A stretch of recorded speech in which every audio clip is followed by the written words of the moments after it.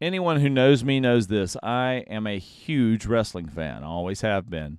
I was raised on the 3 R's, racing, wrestling, and everything redneck. And so in the late 90s, I guess wrestling was probably about as big as it could be in culture. I mean, it wasn't just a TV show. It was something we talked about at lunch around tables. It's things we argued about like middle schoolers argue about superheroes and Marvel. And so Monday nights, it was the Monday Night Wars. It was WWF against WCW. And like Monday nights, it was basically like church for an entire generation of man children.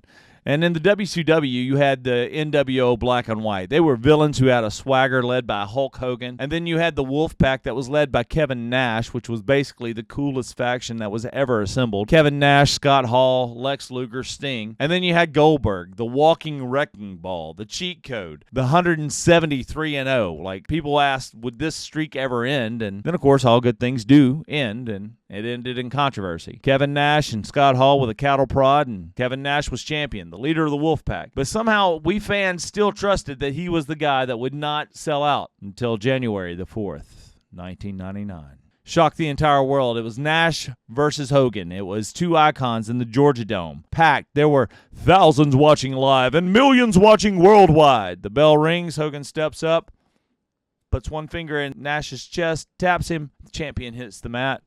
Straight, clean, 1, 2, 3. Man, this arena erupts, and not in a good way, and like total disbelief. Like, people are ticked. Trash is being thrown in the rings. Commentators are trying to find their words. Man, fans at home like me were flipping out, asking just what happened. Man, we could not believe it. So angry, and it became one of the most infamous moments in all of wrestling. It's even got its own name. It's called the Fingerpoke of Doom. Why do you care? Well, Kevin Nash didn't lay down because he was tired. Kevin Nash didn't lay down because he was beaten. Kevin didn't lay down because he couldn't fight. He didn't lay down because Hulk Hogan was stronger and overpowered him. He laid down because the storytellers, the bookers, who are the architects behind the scenes, they had a different direction that the crowd just could not see. From the outside, it looked like defeat, but this swerve was so huge that inside the story, it was complete alignment. See, Nash even said later, he's like, I'm surmising, so please, Kevin Nash, don't come beat me up if I got the quote wrong, but he's like, I didn't love it, but I understood the direction. And that's where we're going to open today, is laying down. Because laying something down isn't always losing. Sometimes laying it down is the only way the story can move forward. So welcome to EP04. Lay down. This one's not going to be about releasing your burdens. You should have done that by now. It's not about dropping weights we've already talked about. Not surrendering something because it hurts. No, this week is going to be about placing something willingly that's good at God's feet because he's writing something greater. Now, we see this, and I'm kind of in this season where I'm doing a lot of studying of Moses. And Moses, he lays down what works. See, he's in Midian. He's a shepherd, and God asked him what's in his hands, and he says the staff. It's something that worked. It was something that was familiar, something that was reliable, something that he knew, and it's something that defined him. Now, here's the thing you need to understand about God. God doesn't say, okay, we're going to fix this. We're going to upgrade it. We're going to trade it in and get you a better model. We're going to release this because it's hurting you. He just says one thing. He says, lay it down. Now, the moment it hits the ground, it changes. It turns into a snake.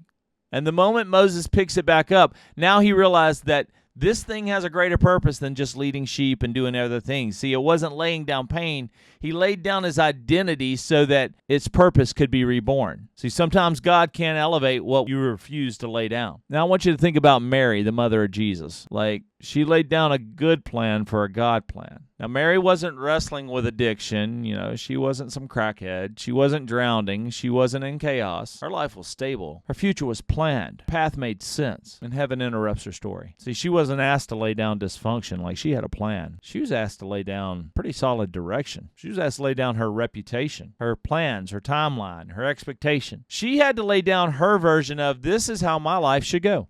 But she wasn't losing. She was aligning. See, Mary laid down a good plan for a God-sized purpose. Can you imagine if she would have just chose not to? And then the 24 elders in Revelation, they're around the throne of God, and it says they lay their crowns at his feet, the feet of Jesus. Now, crowns mean victory, honor, identity, title. Like, if you want a wrestling parallel, crowns are the championship belts of heaven, and they lay them down willingly at the feet of Jesus. Not because they're ashamed or beaten, not because they're unworthy or they're overwhelmed.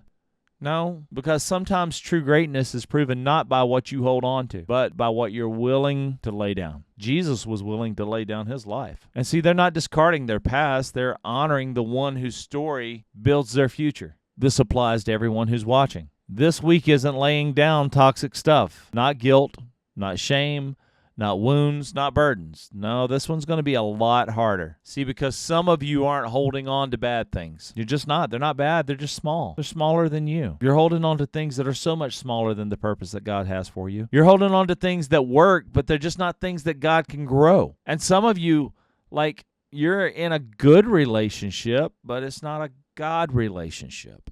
Like, good to you isn't always good for you. Some connections may comfort you, but they can't carry you into your calling. Like some of you, you're dating for companionship and not covenant. Like you're dating to avoid loneliness, not to build your legacy. Like you're dating and you have no vision of the future with this girl or this guy, and then you're wondering why your future feels foggy. These people aren't bad, they're just not yours. And you may need to lay that down so God can bring to you what's really your future, because that may be blocking that person that is really your future. Now, some people out there, they're living by a scrape-by mentality. God's called you to be excellent, and you just barely get by. And I'm not just talking about like in your job. I'm talking about emotionally, you barely get by. Spiritually, you barely get by. Financially, you barely get by. You're scraping in dreams that are way too small for the fire that's inside of you. Like you're just scraping by, and God's calling you to lay down that, because he's calling you to lay down all these limitations. Like it's not trash. He's just wanting you to lay down any kind of ceiling that you've put out on yourself. And some of you, well, y'all need to lay down the version of you that's the version that got you here instead of the versions that's going to get you there. What got you here, but your timeline, your plan, your certainty, your this has to go this way, it's not going to work in this next season. You're not laying down sin, you're laying down control.